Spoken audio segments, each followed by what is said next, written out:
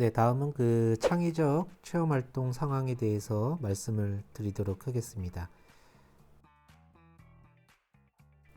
자, 먼저 그 창의적 체험 활동을 기재할 때 표준 가이드라인은 그 학생의 영역별 활동에 대한 교사의 상시 관찰, 평가한 누가 기록을 바탕으로 해서 구체적 활동 사실과 학생의 활동 태도 및 노력에 의한 행동 변화와 성장 등을 기재한다라고 되어 있습니다.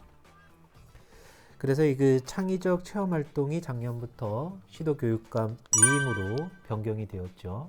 그리고 이제 이수 시간도 학교 생활기록부에서는 합산되어 표현되지 않게 됩니다.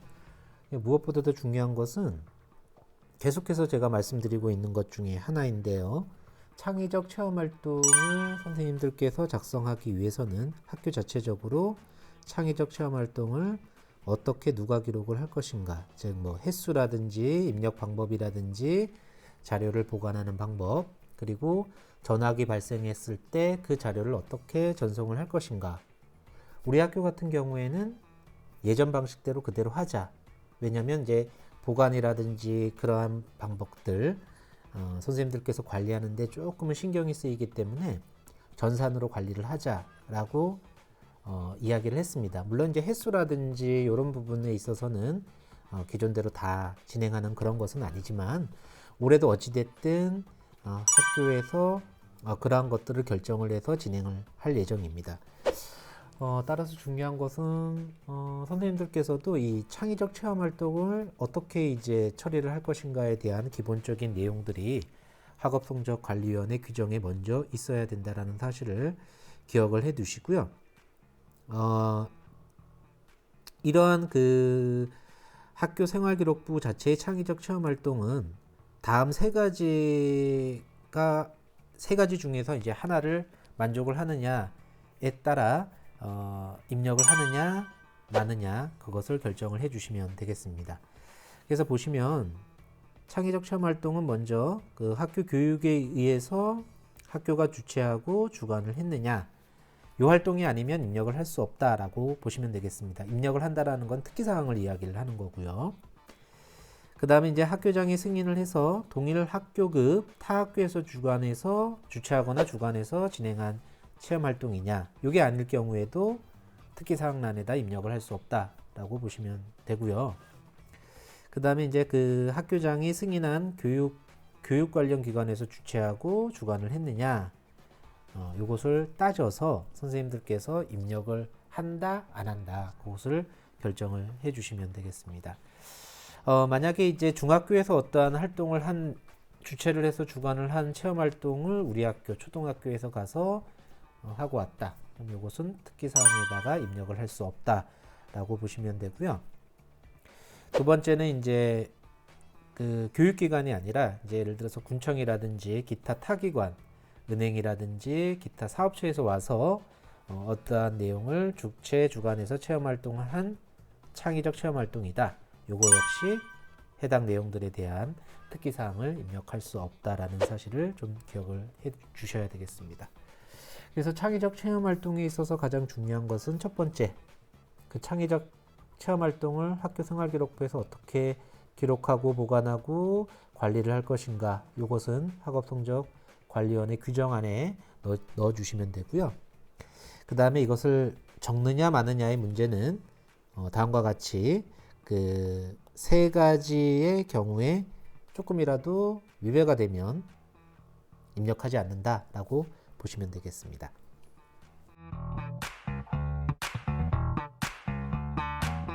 네, 그러면 그 창의적 체험 활동의 자율 활동 부분을 간단하게 살펴보면, 자, 그 자율 활동의 특기 사항은 활동 결과에 대한 평가보다는 활동 과정에서 드러나는 개별적인 행동, 그 다음에 특성, 참여도, 협력도, 활동 실적 등을 평가하고 이를 참고를 해서 해당 내용이 표현될 수 있도록 해주시면 되고요. 그 다음에 그 자체 활동 관련 특기사항의 임원 기간은 그 1학년 같은 경우에는 입학일로부터 학년 말, 그 다음에 2학년에서 5학년 같은 경우에는 3월 1일부터 학년 말까지 해당 내용들이 표현되면 되고요. 그 다음에 6학년 같은 경우에는 3월 1일부터 졸업 일자까지 기준으로 해서 해당 내용을 입력을 하시면 되겠습니다. 그리고 월 단위로 입력을 해야 되는 경우가 있는데요. 실제 임명 기간을 그 활동 기간으로 해서 해당 내용들을 입력을 해 주시면 되고요. 이와 같이 그 재임 기간을 가로로 묶어서 변기할 수 있도록 표현을 해 주시면 더 좋다라고 보시면 되겠습니다.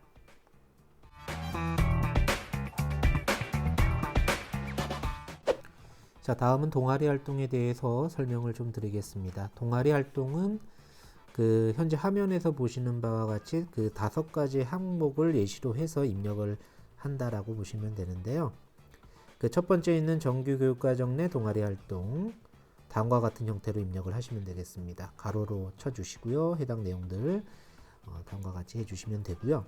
그 다음에 학교 교육계획에 의해 자율 동아리를 했을 경우에는 이와 같은 형태로 반이 표현이 되고 특기사항을 입력을 해주시면 되겠습니다.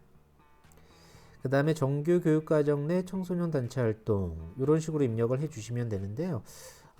요 경우는 거의 없다라고 보시면 되겠습니다. 왜냐하면 정규 교육과정이 아니라 그 정규 교육과정 이외의 청소년 단체 활동이 대부분 이루어지기 때문에 보는 바와 같이 다음 네 번째에 있는 형태로 해당 내용들이 기록이 될 수 있도록 해주시면 되고요.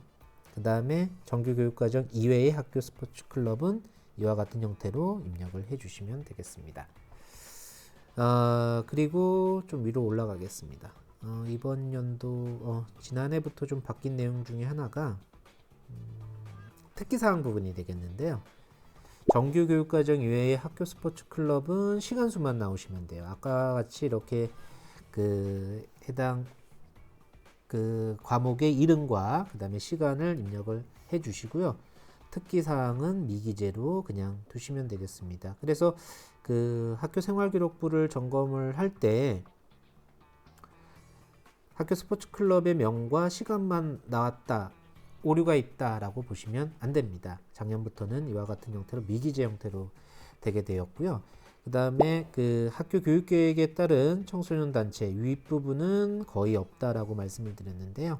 요것도 이와 같은 형태로 그 청소년 단체의 명을 입력을 하시고 특기사항은 기재하지 않는 걸로 선생님들께서 생각을 해주시면 되겠습니다.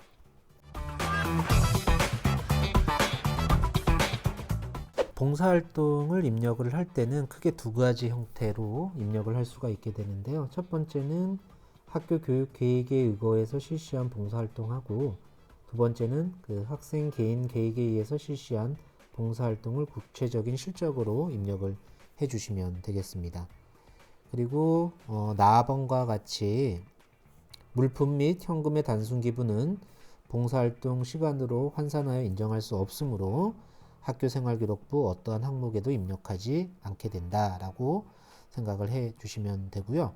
봉사활동 같은 경우에는 1일 8시간 이내만 인정이 되게 됩니다. 그래서 간단하게 말씀을 드리면 6학년의 경우 6교시를 하게 되잖아요. 그러면 2시간만 해당 시간으로 봉사시간으로 인정이 된다라고 보시면 되고요.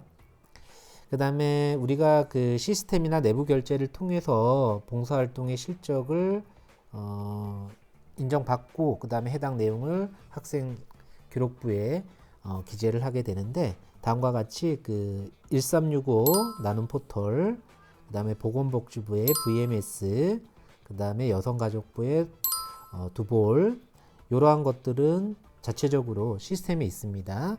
그 교육정보 시스템 봉사 실적과 연계해서 개인 봉사활동 실적으로 입력을 받을 수가 있게 됩니다. 그래서 학기 초나 또는 아이들한테 미리 안내를 해서 개인 계획에 의해서 봉사활동을 한다. 근데 그걸 시스템적으로 이용을 할 것인가? 그게 아니면 먼저 학교장의 승인을 받으셔야 됩니다. 그 개인의 봉사활동 계획을. 그래서 그러한 내용들을 학기 초에 또는 그때그때 발생했을 때 아이들과 이야기를 해서 기록을 해 주시면 추후에 어떠한 문제가 발생하지 않는다라고 보시면 될 것 같습니다.